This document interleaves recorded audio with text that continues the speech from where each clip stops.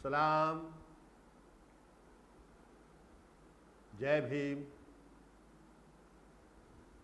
साथियों,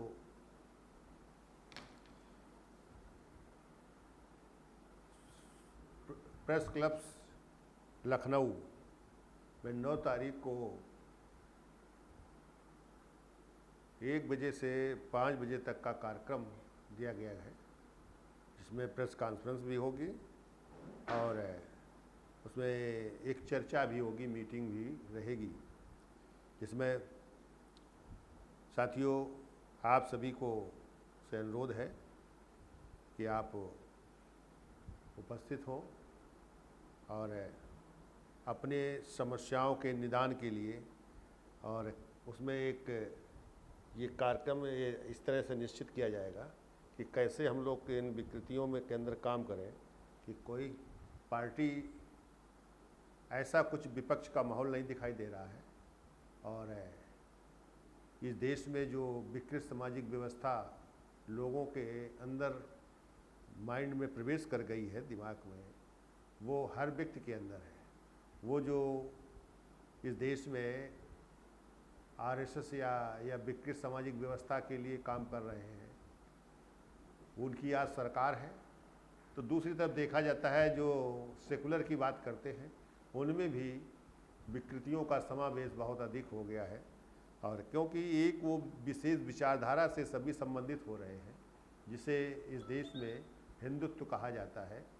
हिंदुत्व विचारधारा या मनु की विचारधारा, या उसे हम नए शब्दों में कहें तो विकृत सामाजिक व्यवस्था है। नए जो विचारों से जो आज की स्थिति में जो पैदा हो गया है कि ये नया इसलिए है कि वो जो मनु का सिद्धांत था, वो जो हिंदुत्व का है सिद्धांत, तो उसमें श्रेष्ठता का मामला है। और वो श्रेष्ठता आज हर जाति और धर्म में, समुदाय में व्याप्त हो गया है। वो उस के तहत अपनी श्रेष्ठता को बनाने का काम करते हैं।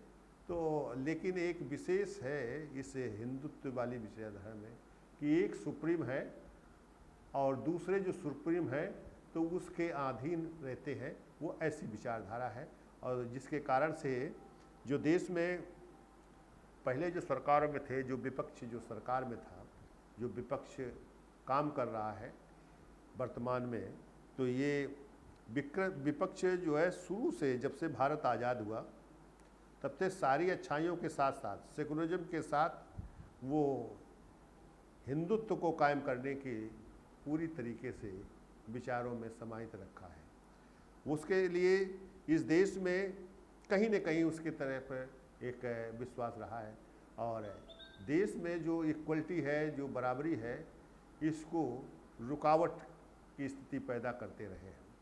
ऐसी स्थिति रही है।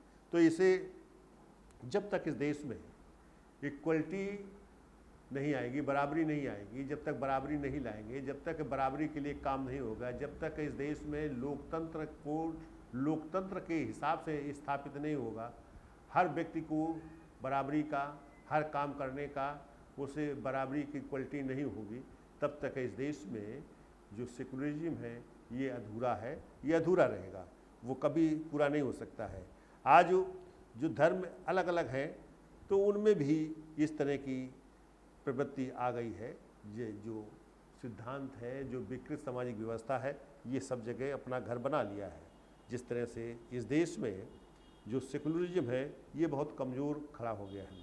तो वही इसी पर जो है चर्चा होती है कि अगर इस देश में सभी सेकुलरिज्म के लिए लड़ाई लड़ते हैं, लेकिन सेकुलरिज्म कभी स्थापित नहीं हो पा रहा है, क्योंकि वो उसके अंदर जो अपना स्थान बनाए रखा है, जो विकृतियाँ, तो वो नहीं जगह छोड़ पा रही हैं। तो जैसे अब बड़ा आंदोलन, किसान आंदोलन चल रहा है, किसान आंदोलन भी अपनी गति को नहीं दे पा रहा है कि पूरे देश में है, सबके लिए है, ठीक है, लेकिन वो अपने जो सरकार है वो उन 3 बिलों को अच्छा बता रही है जिनका ये किसान विरोध कर रहे हैं। तो सवाल है कि विरोध करने से ही काम नहीं चलेगा। अगर ये 3 बिल गलत हैं, खराब हैं, तो वो कौन सी ऐसी नियम है, कौन सा ऐसे सिद्धांत है जो सही होगा, उसको केवल हटाने के साथ साथ लागू करने की भी बात को रखना चाहिए और उस पर प्रयास करना चाहिए कि काम उस पर शुरू होना चाहिए काम। तो फिर यही किसान की एक बड़ी ताकत बन जाती। तो इसमें जब काम शुरू करेंगे तो उसमें हर व्यक्ति की बराबरी का, हर व्यक्ति को काम करने का मौका और एक न्यूनतम सीमा के तहत, तो ये आज आधार ये बनना चाहिए। तो उसमें जो पूंजीपति किसान है उनके लिए थोड़ा सा दिक्कत आ सकती है, वो भी केवल मानसिक रूप से। अगर उसको इंटरनल देखेंगे तो उनके लिए भी फायदेमंद है कि अगर इनको कुछ एक सीमा के तहत अगर सुविधाएं मिलेंगी तो फिर उसका काम भी उससे अधिक होगा, कई गुना काम हो जाएगा। तो इस तरह के फायदे हैं। तो इसको सही तरीके से कोई स्वीकार नहीं कर पा रहा है, चूँकि विकृत सामाजिक व्यवस्था सबके अंदर है। तो साथियों, इसी पर 9 तारीख को इस प्रेस क्लब में लखनऊ में कार्यक्रम है और उसमें मैं सभी से आमंत्रित करता हूं, चूँकि इसमें पूर्ण रूप से प्रतिनिधित्व का आधार रखा गया है और सभी धर्मों के लोग, जो सिख धर्म से जो है भाई सरदार हरपाल सिंह जग्गी जी हैं और ये क्रिश्चियन से फादर डोनाल्ड डिसूजा जी हैं और मुस्लिम समाज से ये मौलाना खालिद रशीद जी हैं और पदम घोष बौद्ध धम्म से जो है पदम घोष जी हैं और कबीर पंथ से भाई डॉक्टर सुंदरदास जी हैं। और इस तरह से ये तो सीनियर लोगों का है। इसके बाद और हैं भाई, इसमें मुर्तजा जी हैं और भाई मौलाना कुम्मी साहब हैं, इसमें माननीय गुरु प्रसाद जी हैं जो परिवहन निगम से रिटायर्ड हुए हैं जीएम पद से, और इसमें फ़हीम सिद्दीकी जी हैं और इसमें गुलाम रसूल जी हैं और शमशेर गाजीपुरी हैं जो भारतीय जनता पार्टी से हैं और विमल किशोर जी हैं सबरा जी और मोहम्मद आफाक जी हैं। तो इसमें किसी का पार्टी का हो चाहे संगठन का हो, किसी का कोई विरोध नहीं है और हर पार्टी से संबंधित लोग हैं और हर विचारधारा से, हर जाति और धर्म से लोगों को इकट्ठा करने का, एक साथ बैठाने का कोशिश हो रही है। दूसरा, इसमें जो मुद्दे लिए जा रहे हैं जिसमें हम कैसे इनको हल करेंगे, तो सबसे पहले कि सामाजिक परिवर्तन की जो लड़ाई चल रही है, आज हर पार्टी, हर दल और ये जो सामाजिक परिवर्तन की लड़ाई कर रहे हैं, यहाँ तक जो भारतीय जनता पार्टी है जो वो भी सामाजिक परिवर्तन की बात करती है। लेकिन साथियों, सामाजिक परिवर्तन ये अपने अपने तरीके से अलग अलग कर रहे हैं, लेकिन जो राष्ट्रीय भागीदारी का है पर सामाजिक परिवर्तन, तो ये पूरी तरीके से ये देश में जो लोकतंत्र है, जो संविधान है, उसके तहत सामाजिक परिवर्तन की विचारधारा को स्थापित करने की कार्य किया जा रहा है। तो साथियों, सामाजिक परिवर्तन तो सबसे पहले लोकतंत्र और संविधान लागू हो तभी अखंड भारत, मजबूत भारत होगा। सामाजिक परिवर्तन राष्ट्रीय भागीदारी आंदोलन के तहत, तो साथियों, राष्ट्रीय भागीदारी आंदोलन के तहत सामाजिक परिवर्तन की परिभाषा दी जा रही है कि सबसे पहले भागीदारी का आप तो अर्थ सीधे समझ रहे होंगे कि हर स्तर पर जिसकी जितनी संख्या उसकी उतनी हिस्सेदारी होना चाहिए, ये फार्मूला है। लेकिन उसको लागू करने के लिए हमने प्रतिस्पर्धा और योग्यता को रखा है, एक न्यूनतम स्टेज रखी गई। जैसे आप इसमें देखिएगा, जब विधायिका है, न्यायपालिका है, प्रशासन है, मीडिया है, कल कारखानों आदि में प्रतिनिधित्व हो, इन सब में जो है हर जगह प्रतिनिधित्व होना बहुत आवश्यक है और यही विकृतियों के केंद्र हैं।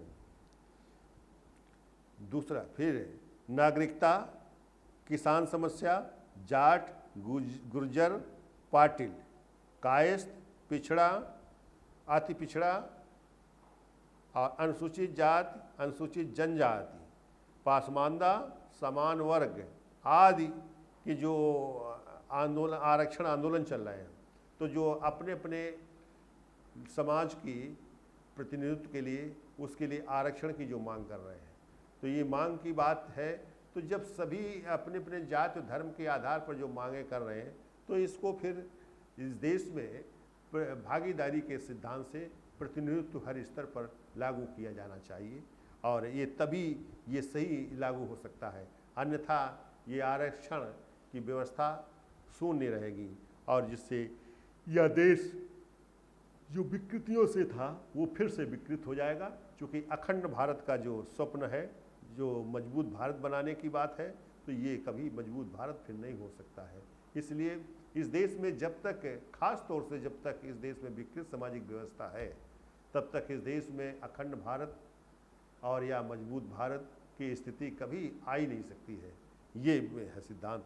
राष्ट्रीय भागीदारी आंदोलन यही लड़ाई है कि ये संघर्ष है कर रहा है कि भाई इस देश में सबकी बराबरी होनी चाहिए, तभी यह देश मजबूत भारत बनेगा। फिर साथियों, फिर कर्मचारियों के बीच में तो अलग अलग डिस्पैरिटी है। जैसे रसोईया है उसको 1,500 रुपये देते हैं, और आंगनवाड़ी है, और आशा बहू है, वित्त विहीन शिक्षक है, शिक्षा मित्र है, मनरेगा है, आज सभी कर्मियों को मासिक वेतन न्यूनतम 15,000 से 18,000 रुपया या वृद्ध विकलांग विधवा प्रधान बीडीसी डीडीसी सभासद आदि को 15,000 से 18,000 रुपया या समान कार्य समान वेतन प्राप्त कराया जाए। न्यूनतम मासिक पेंशन रुपया 10,000 वृद्ध विकलांग विधवा प्रधान बीडीसी डीडीसी सभासद आदि को प्राप्त कराया जाए। तो जाति और धर्म आधारित हिंसा, जाति धर्म आधारित हिंसा, गड़बड़ हो गया यार, हैं? तुम देखते नहीं हो, बस मोबाइल में बड़े लगे रहते हो। वो कहाँ गया? ये गड़बड़ हो गया ये कह रहे हैं, तुम फोन आने लगा साला।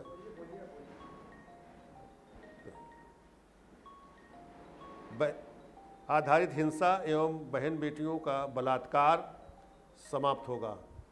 संविधान का अनुपालन न करने वाले जनों के साथ शीघ्र कानूनी कार्रवाई हो। सबका भारत मजबूत भारत बनकर विश्व गुरु के लक्ष्य पर प्राप्त करेगा। विकृत अव्यवस्था का अंत होगा और तब समान सामाजिक व्यवस्था का उदय होगा। तो साथियों, इस तरह का जो है ये कार्यक्रम है कि इस देश में अगर विकास से जुड़ना चाहते हैं, अगर इस देश में बराबरी लाना चाहते हैं, अगर देश सबका है, तो फिर इस देश में प्राकृतिक संसाधनों में सबकी हिस्सेदारी होना आवश्यक है। और इसी को आज तक जो संघर्ष नहीं हुआ है, और जो अलग अलग तरीके से अलग अलग बिंदुओं पर जो है संघर्ष होता रहा है, और जैसे शिक्षा का कोई लड़ रहा है, और जैसे कोई गरीबी से निजात पाने के लिए, कोई नौकरी के लिए लड़ रहा है, तो ये सारे मुद्दों को अगर एक साथ जोड़ दिया जाए तो फिर इस देश में आसानी से सबके मजबूत भारत की स्थिति बनेगी और सब विकास से जुड़ जाएंगे, और यह देश फिर से विश्व गुरु के लक्ष्य को प्राप्त करने में कभी कोई रोक नहीं सकता है, ये प्राप्त कर लेगा। ये इसी को संघर्ष है, यही राष्ट्रीय भागीदारी आंदोलन का संघर्ष है। आइए हम सब लोग मिलकर एक नई ताकत बना दें। जो ठीक है, किसी भी पार्टी की सरकार बन सकती है, लेकिन अगर हम लोग इस बात को लोगों के सामने रखें तो जो वोट का मामला है, जो वोट डालना है जिससे सरकार बनती है, वो अगर अपने मुद्दों के आधार पर वोट का कार्य होने लगे तो फिर इस देश में कोई भी पार्टी की सरकार होगी, वो फिर इस देश की लोगों के विकास के लिए काम करेगी, लोगों से की समस्याओं के अंत करने के लिए काम करेगी। फिर वो जो श्रेष्ठता का आधार है, जो आस्था का आधार है, ये खत्म होगा, फिर काम से जुड़ेगा।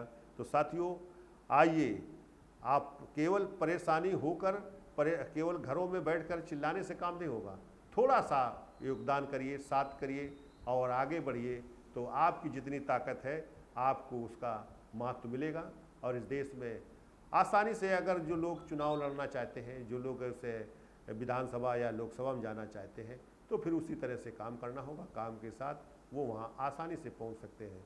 दूसरा, इसमें समाज और राजनीति और अर्थ तीनों का समन्वय स्थापित है, इसलिए किसी प्रकार की परेशानी का अंत होगा। मैं अपनी बात को यहीं रोकता हूँ। धन्यवाद साथियों। जय भीम, जय भारत।